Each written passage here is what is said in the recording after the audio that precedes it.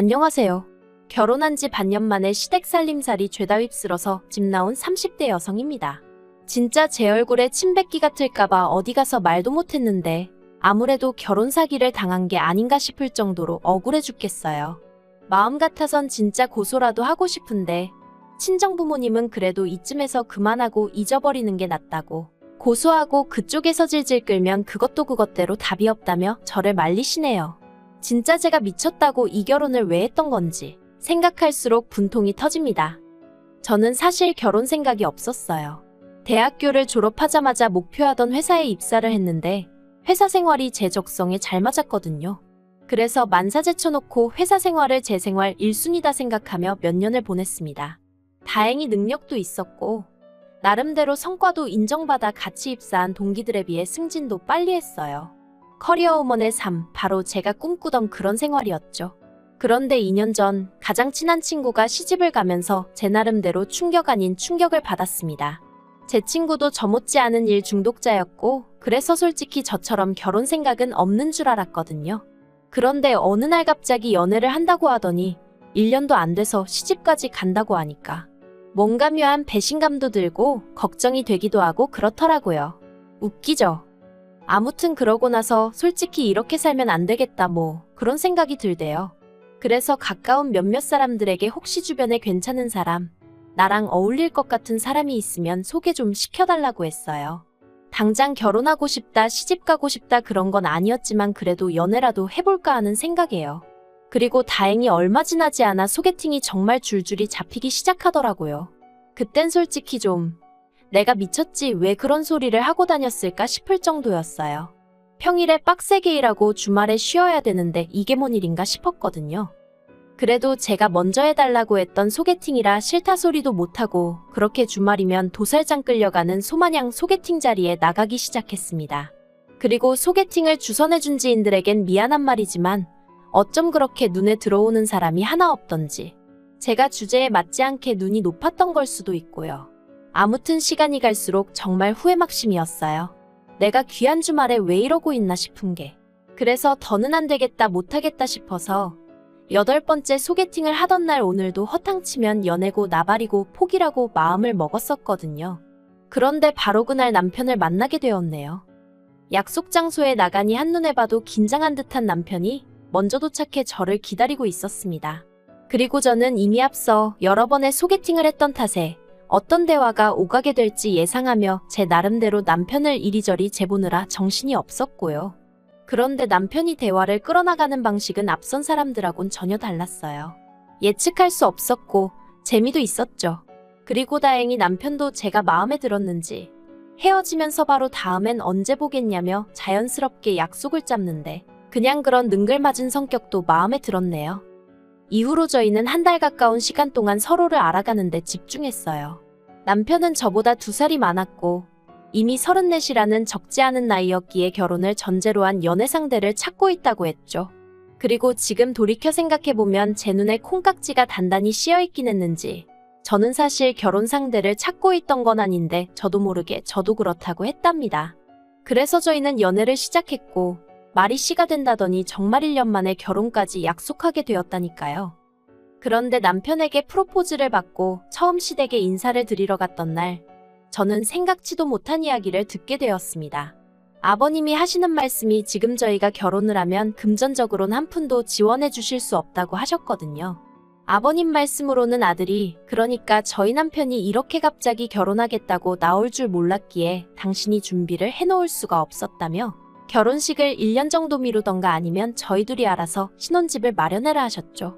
그리고 까놓고 저희가 아버님께 돈을 맡겨놓은 것도 아니고 아예 안 해주신다는 것도 아닌데 제가 뭐라고 이러쿵저러쿵 싫다 좋다 소리를 할 수 있었겠어요? 그래서 남편에게 어떻게 하면 좋겠냐, 결혼을 1년 미루는 게 좋겠냐고 물었습니다. 그런데 남편은 그건 절대 싫다고 아주 방방 뛰더라고요. 한시라도 빨리 결혼해서 우리 닮은 아들 딸 하나씩 낳아서 안정적인 가정을 꾸리고 싶다 그런 이유를 대면서요. 그리고 저도 남편과 비슷한 생각이었어요. 조금이라도 젊고 예쁠 때 웨딩드레스도 입고 싶었고 어떻게 들릴지 모르겠지만 학부모들 사이에 제가 제일 나이 많은 엄마가 되고 싶진 않았거든요. 저랑 저희 친정어머니가 그렇듯 저도 제 자녀와 가깝게 지내고 싶었고요. 그래서 결국 남편과 저는 양가의 도움은 받지 않고 서로가 모아둔 돈과 대출을 받아 신혼살림을 꾸리기로 결정을 내렸습니다. 그런데 이 소식을 양가에 전하니 별 말씀 없이 저희의 결정을 존중해 주시겠다 하신 친정부모님과 달리 시부모님께서 노발대발 난리도 아니셨습니다. 젊은 것들이 벌써부터 남의 돈 무서운지 모른다면서 어떻게 대출받을 생각을 하느냐고요. 그리고는 능력이 안 되면 반지하고지하고 그런 데를 알아봐야지 벌써부터 겉멋만 들어서 남들 하는 건 다 하고 살려고 그러냐. 솔직히 시부모님 말씀이 아예 틀린 것은 아니었지만 그래도 서운하고 섭섭하대요. 아무튼 시부모님께선 크게 화를 내시며 대출을 받으면 부모 자식 간의 연은 끊는 거라고 엄포를 놓으셨고 남편은 남편대로 그럼 어떡하라는 거냐며 속상해하고 그러다 나온 이야기가 합가였어요. 결혼 이야기가 막 오가기 시작했을 무렵 남편이랑 이런저런 이야기를 나누다 부모님들은 어떤 분들이냐 뭐 그런 이야기를 나눈 적이 있어요. 그리고 그때 남편이 말하길 자기는 시부모님 특히나 아버님과 사이가 좋은 편이 아니라고 했습니다. 어려서부터 아버님이 워낙 엄하게 남편을 대하셔서 아버님이 늘 무서웠다고요. 그리고 아버님은 걸핏하면 성적을 이유로 남편을 때리고 때때론 집에서 내쫓기까지 하셨답니다. 내가 너까지 것 때문에 얼마나 희생을 하는 줄 아냐? 내가 어떤 고생을 해서 돈을 버는데 그 돈으로 이까짓 거밖에 못하냐? 어린아들을 상대로 온갖 막말을 퍼부으셨던 거죠. 게다가 어머님이 평생 전업주부셨기에 금전적인 부분에 있어서는 아버님께 전적으로 의지하시던 상황이었고 그렇다 보니 어머님도 아버님으로부터 어린 남편을 지켜주지 못하셨다대요. 그리고 그때 생긴 마음의 상처는 어른이 돼서도 쉽게 사라지지 않는다며 자긴 나중에 애 낳으면 말 한마디 한마디 조심해서 할 거라 했는데 그런 남편의 속을 모르시는 건지 시부모님이 합가 얘기를 꺼내셨으니 좀 황당했죠. 그런데 더 황당한 건 남편이 그 합가 제안에 솔깃한 눈치였다는 거예요. 사실 시부모님께서 내거신 조건은 아주 나쁘진 않았어요. 3년 동안 합가를 하는데 생활비는 받지 않겠다. 몸만 들어오면 된다. 이거저거 돈 나갈 일도 없을 거고 그러니 알뜰살뜰 돈만 모아서 나가면 될 거다. 솔직히 듣기만 했을 땐 저희로선 전혀 손해볼 게 없는 듯 했죠. 하지만 그럼에도 불구하고 솔직히 저는 내키지 않았어요. 아버님과 남편 사이를 떠나서 저도 나름대로 신혼에 대한 환상이라고 해야 할지 꿈이라고 해야 할지 아무튼 기대하던 바가 있었으니까요. 하지만 시부모님과 남편이 양쪽에서 계속 저를 설득하려 들었고 결국 제가 졌어요. 신혼의 단꿈도 좋지만 현실적인 상황을 모른 척할 수는 없었거든요. 그리고 친정에서도 시댁에서 나름대로 배려를 해주시는 거니 무조건 싫다고만 할 게 아니라고 하셔서 그래서 그래 눈 딱 감고 3년 동안 돈 모아서 나오자는 생각으로 알겠다 했네요. 그래서 저희는 올해 늦은 봄 결혼식을 올렸고 그렇게 부부의 연을 맺었습니다. 시댁에 들어가 살기로 한 이상 남편이 쓰던 가구 중 몇 개만 새 걸로 바꾸고 나머지는 할 게 없었거든요. 그래서 결혼 준비 자체는 그렇게 어렵지도 까다롭지도 않았어요. 그리고 처음 3-4달 동안은 시부모님도 정신적으로 무척이나 잘해주셔서 이 정도면 살만하겠다는 확신이 들었죠. 그런데 그런 와중에 시부모님께서 생각지 못한 말씀을 꺼내셨습니다. 세 사람 그러니까 제가 들어오기 전에는 불편한 것도 몰랐고 뭐 집이 좀 누추하단 생각도 안 들었는데 막상 제가 들어오니까 저보기가 부끄러울 정도로 가전도 낡았고 이래저래 신경이 쓰이신다는 말씀이셨죠. 그래서 냉장고며 TV며 기존에 쓰시던 가전제품들을 새로 바꿨으면 좋겠다. 그리고 심지어 제 수고를 덜어주시겠다며 세탁기도 바꾸고 건조기도 하나 들여놓으면 좋겠다. 그런데 몇 날 며칠을 했으면 좋겠다고만 말씀하시지 도통 행동에 옮기질 않으셔서 왜 그러시나 했더니 제 이야기를 들으신 친정어머니가 하시는 말씀이 저더러 맹추라며 말뜻을 모르겠냐 너더러 바꾸라는 거다 그러시는 거예요. 순간망치로 머리를 한 대 맞은 듯 얼떨떨하더라니까요. 그리고 얼마 지나지 않아 어쨌든 그 당시까진 시부모님이 저에게 무척이나 잘해주셨고 친정어머니도 그 사실을 알고 계셨기 때문인지 친정어머니께선 2천만 원을 줄 테니 그 돈으로 가전제품을 바꾸라셨습니다. 사실관리비나 이런저런 공과금을 제외하고 저희가 지출하는 돈이라곤 가끔씩 장 보러 가면 그때 5에서 10만 원 정도 쓰는 게 전부였다 보니 해드릴까 싶은 마음이 들긴 하더라고요. 그리고 저도 어차피 같이 쓸 거고 그 정도 하면 나름대로 시댁에서 제 체면이 설 것 같기도 했죠. 그래서 친정어머니께 받은 돈으로 시부모님이 원하시는 냉장고, TV 세탁기, 건조기 등등을 장만했네요. 그런데 위에 나열한 제품들이 집에 배달되고 한 달도 되지 않아 아버님이 저희더러 나가라셨습니다. 저희가 싸가지가 없어서 같이 못 살겠다면서요. 그리고 그 싸가지 없다는 말의 이유가 저희가 둘 다 회사 일로 바빠 결혼식 직후 바로 신혼여행을 떠나지는 못했었거든요. 그러다 이제 좀 상황이 정리가 되어서 뉴욕여행을 계획했는데 시부모님 특히나 아버님께서 계속 딴지를 거셨습니다. 그런데 가서 뭘 먹으려고 그러냐, 거기 치안이 어떻냐, 볼 때마다 이건 뭐 가지 말라는 건지 싫은 소리를 해대시니 결국 듣다 못한 남편이 아버님더러 저희가 알아서 하겠다고 한마디 했거든요. 그랬더니 아버님께서 말이라도 지부모한테 같이 가자 소리를 안 했다고, 그래서 저희가 싸가지가 없는 거라고요. 분명히 신혼여행이라고 말씀까지 드렸는데 그걸 저희가 시부모님한테 같이 가자고 했어야 하는 거라는 게 말이 안 된다 싶었죠. 그런데 이 일로 저희 아버님께서는 영까지 끊자 소리를 하시면서 저희더러 마음에 안 든다고 나가라셨습니다. 하루빨리 짐 싸들고 당신 눈앞에서 꺼지라고요. 처음에는 그래도 아버님을 이해해 보려고 했어요. 그래서 제가 원래 그렇게 곰살맞은 성격이 아님에도 불구하고 아버님께 화푸시라며 애교도 부려보고 그랬거든요.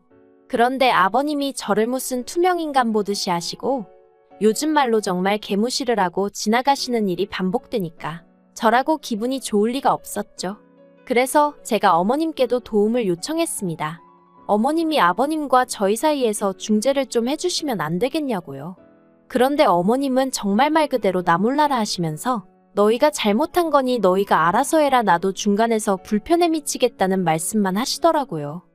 그리고 저도 사람인데 계속해서 싫은 소리 듣고 거절당하고 그러니까 소위 빈정이 상하더라고요. 정말 마음이 너무 상해서 내가 왜 이래야 하지 싶었어요. 막말로 내가 잘못한 것도 없는데 왜 아버님 비위를 맞춰드리느라 안 받아도 되는 스트레스를 받아야 하나 싶은 게, 그래서 남편한테 그냥 나가자고 했더니 남편이 제 눈치를 살살 보면서 조금만 기다려보래요. 자기가 아버님한테 싹싹 빌어서라도 여기서 지낼 수 있게 해보겠다고요. 그런데 저는 그렇게까지 아버님 어머님하고 같이 살고 싶진 않았거든요. 이렇게 표현하자니 그렇지만 그거 돈 몇 푼 모으자고 매번 별것도 아닌 일로 역성 내시고 영 끊차 소리 하시는 분들한테 머리 조아려가며 비위 맞춰가며 그렇게 살고 싶지 않았어요. 그래서 남편한테 그럴 필요 없다, 나는 마음 정했다, 아버님 말씀대로 나가 살겠다 했습니다. 그랬더니 남편이 저더러 가족끼리 같이 살다 보면 큰 소리도 좀 날 수도 있고 그런 거지, 저도 며느리가 돼서는 대번에 나가겠다 하는 게 말이 되냐면서 자기는 평생 이거보다 더한 소리도 듣고 살았는데 저는 겨우 한 번이고 처음이지 않냐고, 근데 그걸 못 견디냐는 거예요. 많이 황당했어요. 막말로 자기야 아버님 자식이니까 피할래야 피할 수가 없어서 그렇게 당하고 살았는진 몰라도 저는 제가 왜요? 제가 왜 그런 수모를 겪으며 살아야 하냐는 거죠. 그래서 남편더러 평생 당하고 산 당신이나 앞으로도 계속 참으면서 살던지 하라고, 나는 그렇게는 못 산다 했습니다. 그리고 당신이 못 나가겠다면 나라도 나가겠다니까 그게 말이 되냐면서 어떻게 부부가 떨어져 지내냐는데, 어이없는 남편이 반응에 대화를 할수록 첩첩산중이라는 게 이런 거구나 싶더라니까요. 그래서 결국 저는 지난 추석 연휴에 시댁에서 나와 친정으로 향했어요. 이 일로 당연히 시댁은 또 한바탕 난리가 났고요. 어떻게 가시집 온 며느리가 명절에 가출을 하냐는 거였죠. 그래서 저도 어차피 제가 거기 있어봤자 아버님은 저를 못 본 척 투명인간 취급하시지 않냐, 그런데 제가 왜 거기 있어야 하냐고 받아쳤습니다. 인사는 받기 싫으시면서 저랑 말 한마디도 섞기 싫으시다면서 제가 부친 전은 드시고 싶으셨냐고요. 그랬더니 여차하면 봐줄까 했는데 도저히 안 되겠다며 가만 안 두겠단 말씀을 하시대요. 어이가 없어서 막말로 제가 아버님 자식도 아니고 가만 안 두면 뭐 어쩌시겠단 건지. 그래서 저도 더는 안 되겠다 싶어서 엊그제 친정아버지랑 같이 이삿짐차 불러서 시댁에 갔어요. 다행히 현관 비밀번호라던가 그런 건 그대로였고 어머님 아버님도 안 계시길래 저희 친정어머니가 사주신 가전제품들하고 제 물건 싹 다 챙겨서 나왔네요. 그리고 남편한테 내 건 내가 알아서 챙겨가니까 앞으로 잘 먹고 잘 살라고 문자 하나 보내놨죠. 그랬더니 얼마 안 있다부터 핸드폰에 불이 나도록 남편과 시부모님이 번갈아가며 전화를 해대기 시작했습니다. 그리고 남편한테만 20번 넘게 전화가 걸려오고 나서야 뭐라 짓거리는지 드러나 볼까 하는 마음으로 전화를 받아봤어요. 그랬더니 남편이 이게 다 무슨 상황이냐면서 아무리 그래도 그렇지 그걸 다 가져가면 어떡하냐고, 그럼 당장 자기 부모님은 어떻게 생활을 하시라는 거냐며 자기가 상황을 해결하겠다 하지 않았냐, 그걸 못 믿고 이렇게 일을 키우냐 하는데, 해결은 무슨, 아버님이 이제나 저제나 눈길 한번 주시려나 하고 몸살이며 얹혀 사는 게 해결이냐고 쏘아붙였어요. 그리고는 나는 당신처럼 아버님의 밑도 끝도 없는 막말 못 들어드린다고, 그런 분인 줄 알았으면 합가는 애시당초 하지도 않았다고 소리를 질렀죠. 그런데 남편 뒤쪽으로 아버님 목소리가 들려왔습니다. 전화 가는 건 상관없지만 물건들은 제자리에 돌려놓으라면서, 그래서 그건 어디까지나 어머님 아버님하고 제가 같이 산다는 조건으로 제가 산 거지. 어머님 아버님 쓰시라고 사드린 거 아니니 김칫국 그만 드시라고 체하신다고 받아쳐버렸어요. 막말로 저희 친정부모님이 돈이 썩어나서 그 돈으로 시댁 물건들 바꿔주신 거 아니거든요. 저한테 잘해주신다 하니까 고마운 마음에 해주신 거지. 정말 어이가 없더라니까요. 그리고 오늘 지금 이 순간에도 남편에게선 계속해서 연락이 오고 있어요. 이제라도 정신 차리고 빨리 들어오라며 아버님도 많이 후회하시는 눈치라면서요. 하지만 전 그 말 안 믿어요. 후회하신다는 건 아마 제가 친정아버지와 시댁을 찾았던 그 시간에 집을 비우신 걸 후회하시는 거겠죠. 지금도 저희 시부모님은 보나마나 당신들 물건을 제가 훔쳐갔다고 생각하고 계실 거예요. 전화로도 신고하신다고 하셨거든요. 그런데 제가 제 돈 주고 샀고 영수증도 제 손에 있는데 그게 왜 도난이라는 건지, 뭐 경찰한테 전화 한 통 걸려오지도 않네요. 저도 이래저래 벼르고 있어서 경찰한테 전화 한번 오면 좋겠는데 말이에요. 아무튼 결혼한 지 반년 만에 참으로 남사스럽게 이게 무슨 일인가 싶어요. 이혼이야 뭐 그놈의 청약 덕분에 혼인신고를 안 해서 그냥 일이 돌아서니 남남이 되어버려 다행이다 싶기도 하고, 진짜 퍼붓고 싶은 말이 산더미인데 경황이 없어서 다 못하고 나온 게 한스러울 뿐입니다. 똥이 무서워서 피하는 게 아니라 더러워서 피한다는 말, 정말 딱 제 기분이라니까요.